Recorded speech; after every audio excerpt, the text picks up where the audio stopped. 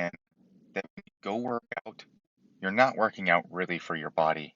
It's so much more to do with your mental. What's up, guys? This is Mighty Q here with Mighty Q's Locker, and today might be a little bit different because I'm recording this podcast in my car and on the AirPods. So, if you guys hear like cars whizzing by or there's random honks or something, I am sitting in a parking lot, so I'm not doing this while I'm driving. But I am recording this one in my car because I'm out and about today, and this thing popped into my head, and I just had to record it. So that's what today is about: is changing the tune, changing the landscape, changing your thought process around working out and why working out, but then more importantly, also playing sports. And the reason for playing sports, the reason why I played sports, always had to do with it had a lot more to do with the mental clarity and the mental sanity that came from playing sports more than it had to do with the actual sport of whether or not I won or lost or anything like that. When you look at sports, you can directly correlate everything that you go through, and you can take it and it can be the exact same thing in life. When you face hardships in life, you face the same thing with sports. You busted your ass every single day for 6 months in the off season for the season to come around, and maybe you roll an ankle and you miss 3 months, or you think that you made a bunch of really good strides and a bunch of really good improvements, and what ended up happening was you ended up losing because the other people got just a little bit better, or you thought that you made enough improvements because you were set, you were just right there, and then you still didn't win. And when you look at that with sports, the good part is you can keep playing like a game of baseball. You can go play baseball every single day, and it doesn't matter if you lose every single day. That's not going to change your day-to-day life. It's, not like you're going to die because you lost a sports game. But the lessons that you can learn from those games and those experiences are the things that'll set you apart. So for me, yeah, I've got a ton of lessons that I learned from different sports. I look at it to where I had all these different times and these numerous different occasions that I lost, and I lost badly. It was something that maybe I was ill prepared for, or maybe it was something that, I just messed up, or it just didn't go my way that day. That all happens. And all of that applies directly to life. So for me now, like, yes, I have a business and I'm running a business. And you know what? There's really, really good days and there's really, really bad days. It applies the exact same way. So what do? I try to take all the same things that I did when I was playing sports, and I now try to do the exact same thing with my business. I try to get a little bit better every single day. I try to keep making strides. I try to not make the same mistakes. I try to learn from my mistakes. I try to learn from others' mistakes before I make those mistakes. And sometimes it's still going to happen because that's just how life is. I'm not about to sit here and say, hey, you're going to, become an all-star athlete overnight because, you watched, 100 different videos about how to not make this mistake or how to not do this. It will help you, but until you actually go and implement it and try it for yourself, you don't know. And that's also the other thing. You have to be out on the field. You have to play the game. You can sit on the sidelines, you can sit at home, you can sit and watch these videos and you can do these things, but until you take action and you actually go do it, you don't know. You can plan out the greatest scheme ever in football, but if you never actually go play the game, you'll never know if it's actually going to win. You could draw it up on paper. It could be absolutely perfect. You can see everything right in their exact spot. But what happens when the game comes around? Guys are in different places. They throw something different at you. A guy reacts and does something a different way. Sometimes it's just a mistake. Sometimes it's a bad throw. Sometimes someone misses something. And that all happens. So it ends up being the exact same thing when you look at it for schoolwork. You can study, you can do the homework, you can look at the quiz. Sometimes you can read the chapter and sometimes you understand it. Sometimes you read the chapter and it still seems like gibberish. That is the point. You have to take action. You have to implement it. You have to try the homework. You can't just copy someone else's homework and turn it in and be like, yep, got the grade. No, you have to actually do the homework, which then leads to you actually being able to do the quizzes. And when you do the quizzes, that'll lead you to being able to do the test. Everyone always talks about and makes this joke, and I see it all the time still. And it's kind of seeming like it's happening more and more and more as we get into this new day and age where everyone just copies everybody's homework and no one's doing any actual schoolwork anymore. I can sit here and say that I never cheated on any test or any quizzes because I would much rather fail, because I know that if I fail a test in school, it has no effect on my actual intelligence.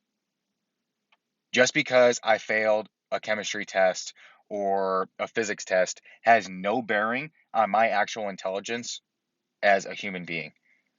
Me and what I do, this test does not script and write that about me. It doesn't matter the result. It matters how well I do, because I'd like to see, how much I've mastered it. I'd like to see how efficient I am, but the grade that I get on it has nothing and no effect on me. Too many people get so stressed out over things that have no relevance. I use the school grading system as an example because I know a lot of people get super stressed out about school grades when in the grand scheme, they're pretty irrelevant. They are there and they're meant to judge how much you know as a as a total. It's not, hey, how much intelligence do you have? Yes, you can look at it and say, oh, well, the school system's messed up. Oh, they don't do things right. Oh, they don't do this right. And it's like, yeah, some teachers teach better than others. Some, are there and willing to help you learn in a manner that you understand a little bit better. But at the end of the day, it always comes down to, what have you done? Parents now want to go and they quickly want to blame the teachers and say, why is my kid failing? And how is he getting this grade? And how is he doing this? Instead of hounding their kid. My parents used to scream and yell at me if I got bad grades, because you know why? It falls on me. I'm the one that's taking the test, not the teacher. I'm the one that's doing the quizzes and the homework, not the teacher. It has no bearing on what the teacher teaches on what I'm supposed to do on the test. If I was supposed to read 3 chapters, then I was supposed to read the 3 chapters. If the teacher's going over those 3 chapters and I didn't read them, and then I don't understand it, and then I fail the test, it's not the teacher's fault that I failed the test. It's my fault that I didn't read the chapters. It's my fault that I didn't understand the material. And it's my fault for not doing the things that I needed to do to understand it so I could pass the test.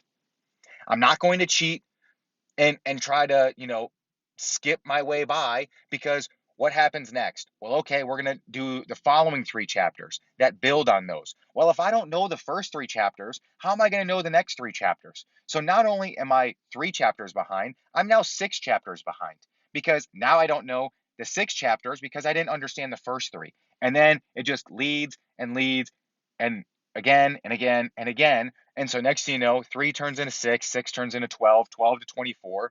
That's the negative compounding effect. Everyone likes to look at the positive side and say, oh man, we're going to be so good. We're going to be so great. We're going to be this, that, and the other. Right. But it works the exact same way. When you take little steps in the right direction, you can take the same little steps in the wrong direction. Oh, it doesn't matter. It's just a little homework assignment. I can copy my buddies. No, it does matter, because then it leads to, well, you copied him on this homework, and then you copied him on the next homework, and then you copied him on 2 more homeworks, and then you copied on a quiz, and then you copied on more quizzes, and now you fail the test, and now you're sitting there like, oh, but I got all these things. I don't know what happened. It's like, yes, because you don't know the material. The grades that you get do not matter unless it is you actually trying. Yeah, you can sit up here and you can say, well, I passed with a 3.0 GPA and I didn't do anything. I just cheated my way by. Okay, that's cool. You can't do that when you get to the real life. If you go work an actual job, if you're trying to play sports, you can't cheat your way by. You have to actually try and attempt and not be scared to, oh man, what's going to happen if I fail this test? Nothing. You're going to wake up the next day and you're going to be a human being. You still breathe oxygen. You still exhale carbon dioxide. You're 70% water. You have a brain in your body. There's things that you do. Like, stop putting so much relevance on stuff that has no meaning. Who cares if you fail a test? Who cares if you lose a game? Who cares if you get taken down at practice? Who cares if you lose a match in a tournament? Nobody cares. It doesn't matter. I know so many people that with wrestling, they're like, oh man, I just can't try any new moves because I might get taken down, or I might get put to my back, or I might get pinned, or might whatever happen. It's like, and who fucking cares? You're gonna win, and you're gonna get this fancy gold medal, and you're gonna go, man, I'm the best person who hits these two moves. I'm not gonna try anything else in my life because I only do these two things well. Okay, how about you get outside your comfort zone? How about you try something else? How about instead of two moves, how about you take those two moves and now you get better at two more? How about you take those and continue to get better at something else? So many people are like, I'm just trapped. I'm going to stay inside my little bubble. I'm going to stay right here. I know what I know, so I'm not going to try anything else. I don't want to learn anything else. Knowing the fundamentals is important. You have to know the fundamentals. But to then say, hey, I'm not going to try anything because I might lose is the dumbest thing ever. You will never win if you're scared to lose. Period. I will say it again. You will never win if you're scared to lose or you're scared to fail.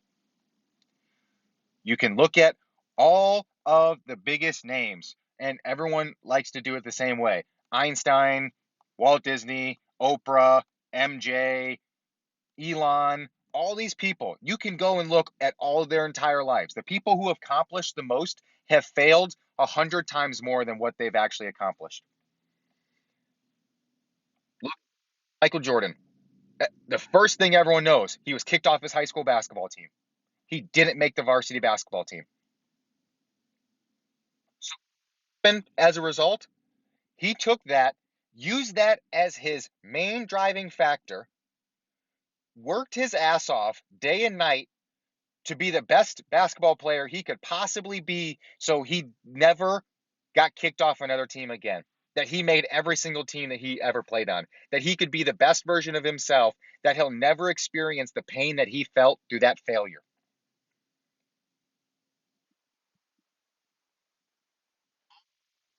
Inventors know the same thing. You can look at Benjamin Franklin, Thomas Edison, go down the list. Fail, fail, fail, fail again, fail, fail, fail, fail, fail, fail again, fail again, fail again, fail again, fail again. Hey, it worked. And then everyone goes, overnight success. That's not how it works. It is through repeated failure and constant little tweaks to get better from learning from those failures until you finally crack the code. And then once you crack the code, you get to do the same thing all over again because you crack the code and it works now, but it's not going to work forever. So what are you going to do? You're going to take that immediately right then, and you're going to figure out how you can do it better, and then you're going to do it better, and then you're going to do it better, and then you're going to do it better. It's the same for sports.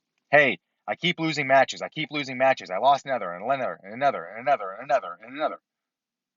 Well, then you finally learn something, and you finally stop making a little mistake. You hold a little bit better position, or you figured out a shot a little bit better, and now you got the shot. Okay, and so now you're able to take a shot, and you're able to take some people down. You're really able to take people down. You're taking people down, but now you can't really finish the match yet because you're not very good on top, or you keep getting reversals, or whatever it may be.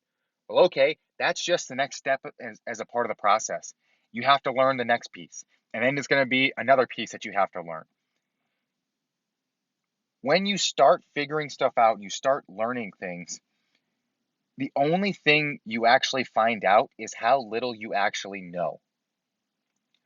When you first start wrestling, you can watch it online, you can watch it on TV and, the championships or whatever things that need to be. And you can look at it and you go, oh, this makes sense, all this is whatever. Until you step in the wrestling room, you don't know what the actual experience is. And then once you're in the room, okay, well, you got to learn a stance, you got to learn a shot, you got to learn a couple takedowns, and then there's a double leg, there's a single leg. Well, there's not just one single leg, there's not just one double leg, there's not just one setup, there's not one pinning combination, there's not one escape.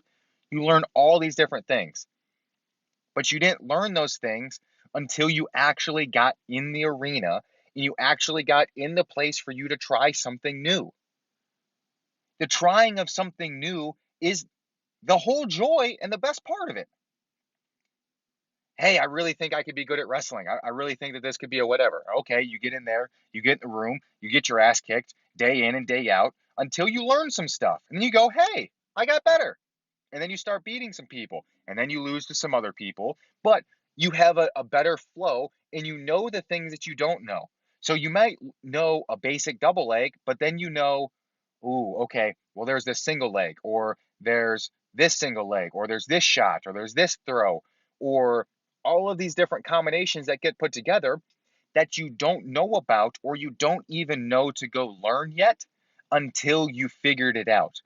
Some Sometimes you're going to learn more because someone's going to hit something on you in a match that you're going to go, "What the heck was that?" And then you go back, you look at the film, you work at it, you learn a little bit better technique, you figure that move out, and now you know the counter to that move. So that way you don't get hit with that same move again. You got better by learning that counter. And then from that counter, you learn how to do the move. And now you have both things in your arsenal. And then from that move, there's a slight little tweak that gives you a slightly different move. And now that's a whole new move on offense that you might be fantastic at. But until you go and try it, you won't know. That's why I get so mad at the people who are practice heroes. The people who literally refuse to try anything in the room, the people who hit the same thing over and over again, and they refuse to step out of their comfort zone, piss me off. I don't care if you can hit one shot. It's like the person on there's a bunch of old school basketball games. I think it was NBA Jam. And it was like that. It was on Family Guy when he's like, "Well, okay, but no corner threes." And what did Peter do? He's like, "Yep, yep, corner three." Gives back to corner three. You can go look at the video. It's hilarious. So if you guys like Family Guy, go watch the video and you guys will see exactly what I'm talking about, or maybe you know what I'm talking about. But it's boring. No one likes when you just hit the same thing over and over again. Now, yes, if it is crunch time and this is, a big tournament, it's something or whatever, yes, then there is a point in time where it's stick to what you know, wrestle your match, and do the things that you do well. But if you're in the room and you guys are learning a new move and it's time to go live, try the new moves. That's the best time to learn it. There's no better time to learn the moves than when you're in the practice room. You know why? Because it's practice. There's no records in practice.